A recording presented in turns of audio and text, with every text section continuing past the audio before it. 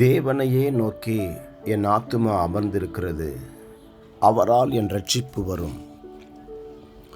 சங்கீதம் 62:1 தாவீது இந்த சங்கீதத்தை பாடியிருக்கிறார்.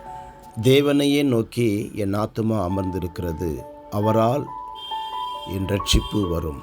பிரியமானவர்களே, நம்முடைய இரட்சிப்பு அவரால் வரும்.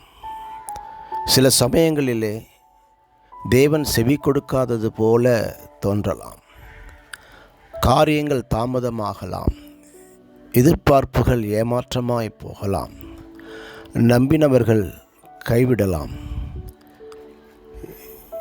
காத்து கொண்டிருந்த பலன்கள் கிடைக்காமல் போகலாம்.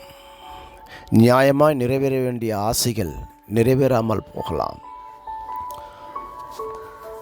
ஒரு தேவனுடைய பிள்ளை இவை எல்லாவற்றை கண்டிருந்தாலும் சொல்ல வேண்டிய வார்த்தை, தேவனையே நோக்கி என் ஆத்துமா அமர்ந்திருக்கிறது, அவரால் என் இரட்சிப்பு வரும்.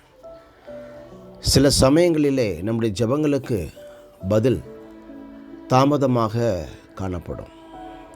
சாலையில் செல்லுகிற பொழுது எப்பொழுதும் நமக்கு பச்சை விளக்கு எரியும் என்று சொல்ல முடியாது. சில சமயங்களிலே மஞ்சள் விளக்கு எரியும், சில சமயங்களிலே சிவப்பு விளக்கு எரியும். நிதானிக்கவும் காத்திருக்கவும் சொல்லப்பட்ட ஒரு அடையாளங்கள்.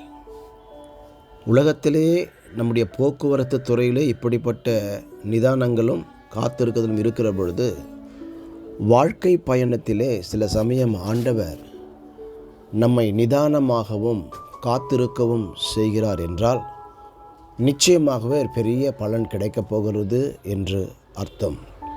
நீண்ட நாள் காத்திருக்குதல் இருதயத்தை இளைக்க பண்ணும். விரும்பினது வரும்பொழுதோ ஜீவ விருட்சம் போல் இருக்கும் என்று வேதம் சொல்லுகிறதல்லவா. கர்த்தருக்கு காத்திருக்கிறவர்களோ புது பலன் அடைந்து கழுகுகளைப் போல செட்டைகளை அடித்து எழும்புவார்கள், அவர்கள் ஓடினாலும் இளைப்படையார்கள் என்று ஏசாயா தீர்க்கதரிசியும் சொல்லியிருக்கிறாரே.